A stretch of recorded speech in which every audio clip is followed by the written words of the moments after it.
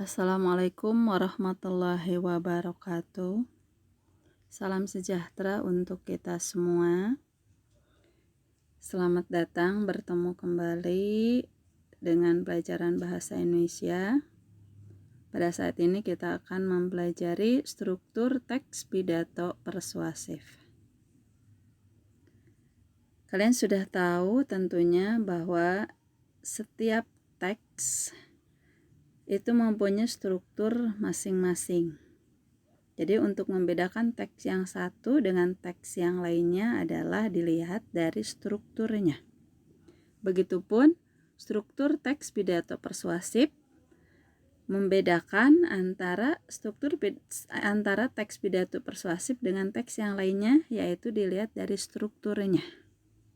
Oleh karena itu, kita akan mempelajari struktur teks pidato persuasif dari berbagai sumber.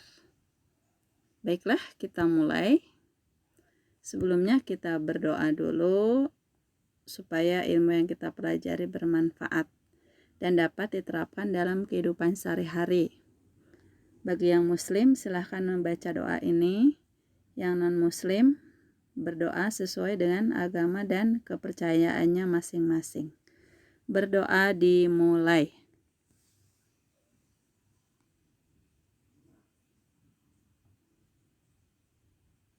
Selesai.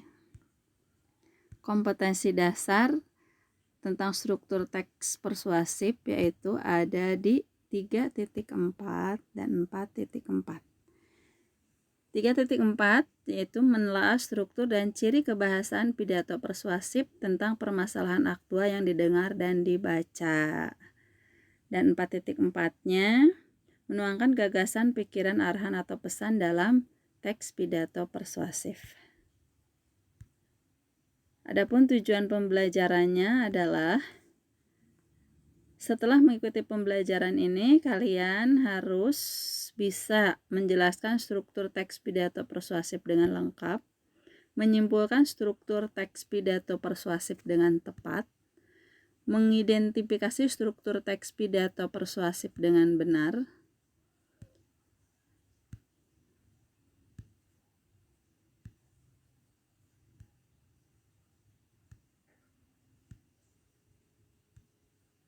struktur teks pidato persuasif yang ada di buku paket yaitu menurut Dr. Agus Trianto dan kawan-kawan dilihat dari struktur isi pidato persuasifnya yaitu 1. Menyatakan pernyataan posisi.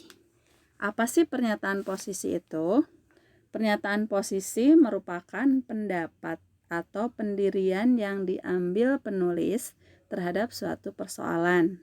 Misalnya, apakah posisimu terhadap persoalan remaja dan bela negara ataukah yang lainnya? Supaya kamu menunjukkan posisi di mana, maka kamu harus fokus terhadap bagaimana membuat pernyataan posisi yang kuat. Pertanyaan yang dapat diajukan untuk menguji pernyataan posisi adalah, misalnya, siapa yang akan diyakinkan? Terus, apa yang akan diyakinkan itu? Apa mengubah pandangan atau perilaku? Jenis argumen apa yang menarik perhatian mereka? Apakah pernyataan sudah menyatakan posisi secara jelas? Nah, di sini jadi pernyataan posisi itu pendapat atau pendirian yang diambil penulis terhadap suatu persoalan. Apakah kamu itu mendukung sesuatu masalah itu ataukah kamu menentangnya? Apakah kamu peduli terhadap apa yang dibicarakan atau tidak? Jadi kamu ini pernyataan posisinya mendukung atau menentangkah? Setelah kamu menentukan pernyataan posisi, maka kamu harus menyampaikan argumen-argumen apa. Kenapa kamu menunjukkan kamu menentang terhadap permasalahan itu ataukah mendukung terhadap permasalahan itu. Maka rangkaikanlah argumen-argumen itu, mulai dari argumen yang lemah ke argumen yang kuat ataupun sebaliknya dari yang kuat ke yang lemah. Jangan lupa disertai dengan bukti-bukti atau contoh-contoh alasan nih ya. Dan argumen itu pula perlu dikembangkan dan didukung secara logis. Nah, maksudnya harus dibuktikan tadi ya. Buktinya apa? Misalnya ada contoh-contoh, bukti pakar, ataukah informasi statistik di sini. Agar argumen itu efektif dan meyakinkan, kita harus menyertakan fakta pendukung. Apa sih fakta pendukung? Contohnya ada tabel, gambar, kutipan, dan juga menghindari istilah-istilah yang ambiguitas atau di sini yang maknanya tidak jelas. Yang ketiga, penguatan pernyataan posisi. Artinya di sini memperkuat kembali pernyataan posisi, apakah kamu mendukung, menentang, ataukah kamu peduli atau tidaknya. Maka di sini harus ada memperkuat pernyataan posisi dan menekankan pikiran utama dengan menggunakan suara yang berbeda, misalnya dengan nada, tinggi rendahnya, mimik, bahasa tubuh, dan gestur. Nah, di sini untuk pernyataan posisi bahwa saya adalah mendukung suatu permasalahan, maka di sini harus ada penguatan gitu. Apakah penguatan dengan nada, dan irama, dan intonasi, dan argumen itu sebaliknya dikembangkan secara logis nih ya. Sebaiknya dikembangkan secara logis dan didukung oleh bukti-bukti, tidak bisa hanya sekedar berdasarkan emosi dan intuisi gitu ya. Dan begitu juga tabel, diagram, dan foto dan gambar itu digunakan bisa dengan secara lisan ataupun tulisan, dan penyajiannya itu ya bisa misalnya dengan PowerPoint, dengan gambar-gambar, dengan foto dan video gitu ya. Supaya pernyataannya tuh kuat. Yang kedua, struktur pidato persuasif menurut Dr. Eko Sasih. Sama ada 3 juga itu ya. 1, pengenalan isu. 2, rangkaian argumen. 3, pernyataan ajakan. Pengenalan isu yaitu pengantar atau penyampaian masalah yang menjadi dasar pembicaraan, atau apakah itu berupa tulisan ataupun berupa lisan di sini. Setelah ada yang akan disampaikan yaitu berupa masalah, maka masalah itu dirangkai dengan argumen atau sejumlah pendapat yang terkait isu yang dikemukakan disertai dengan fakta-fakta atau bukti-bukti. Yang ketiga, pernyataan ajakan nih di sini, karena namanya juga teks pidato persuasif, maka di dalamnya harus ada pernyataan ajakan. Apakah itu berupa dorongan untuk melakukan sesuatu, atau bahkan bagaimana caranya supaya si pendengar itu bisa mengikuti apa yang kita ajak. Sementara dilihat dari sistematika pidato persuasifnya, di sini ada 3. 1, ada pembukaan, ada isi, ada penutup. Pembukaan. Di pembukaan ini layaknya badan lah. Badan itu kan ada kepala, ada tubuh, ada anggota gerak, baik tangan ataupun kaki begitu ya. Di pidato juga sama. Ada pembukaan, artinya kepalanya gitu ya. Nah, apa saja sih di sini yang menunjukkan pembukaan? Pembukaan terdiri atas ada salam pembuka. Salam itu apakah bentuknya assalamualaikum contohnya misalnya, atau selamat pagi, selamat siang, ataukah salam pramuka, salam sejahtera. Nah, itu untuk membuka suatu pidato. Yang kedua, sapaan. Nih, di dalam pembukaan juga ada sapaan. Kita harus menyapa orang-orang yang hadir di situ. Nah, namanya ini sapaan hormat. Jangan lupa sapaan hormat itu dimulai dari jabatan yang paling tinggi. Contoh misalnya di sekolah. Dalam suatu acara kalian berpidato di situ.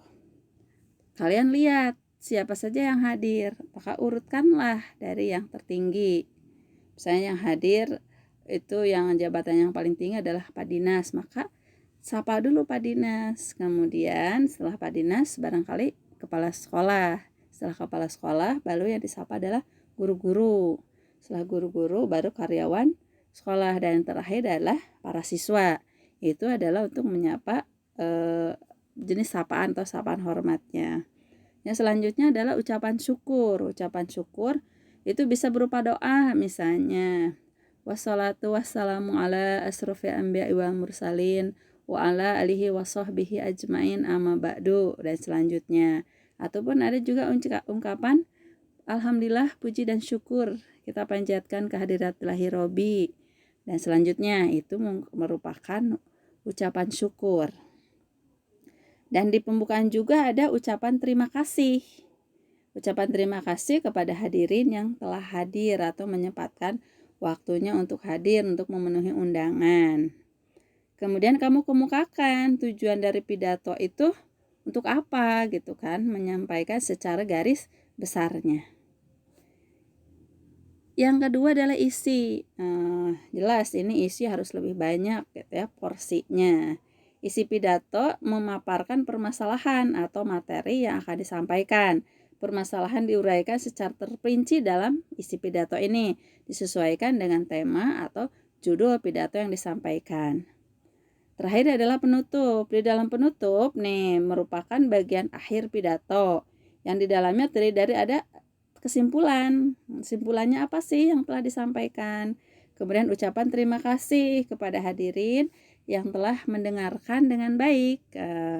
Kemudian permohonan maaf, jelas di sini mohon maaf, bermohon maaf kepada hadirin jika ada kata-kata yang tidak berkenan atau yang menyinggung perasaan audiens ya di sini.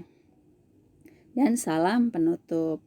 Kalau di salam pembukanya assalamualaikum misalnya, maka diakhiri dengan wassalamualaikum. Jadi ataupun salam yang lainnya, maka yang ditutup penutupnya juga harus sama gitu ya. Dan penutup pidato juga tidak harus lengkap. Misalnya kalau ini assalamualaikum warahmatullahi wabarakatuh, di penutup boleh wassalamualaikum misalnya. Itu tentang sistematika pidato. Kalian sudah paham kan mengenai struktur teks pidato persuasif? Nah, kalau sudah paham, kerjakanlah tugasnya. Yaitu tugasnya ada di lembar kerja peserta didik bagian 4 di sini ya. Maka baca dan pahamilah lembar kerja peserta didik atau LKPD 4 itu dengan seksama. Boleh bisa dibuka linknya di sini ada, atau kamu bisa minta LKPD keempat kepada gurumu. Diskusikan dengan teman sekelompokmu dan tanyakan kepada guru jika ada hal yang kurang dipahami. Kalau sudah selesai, silahkan kalian serahkan tugas itu kepada guru masing-masing. Apakah mau lewat WA misalnya, atau classroom, ataupun media yang lainnya. Sekian, terima kasih. Assalamualaikum warahmatullahi wabarakatuh.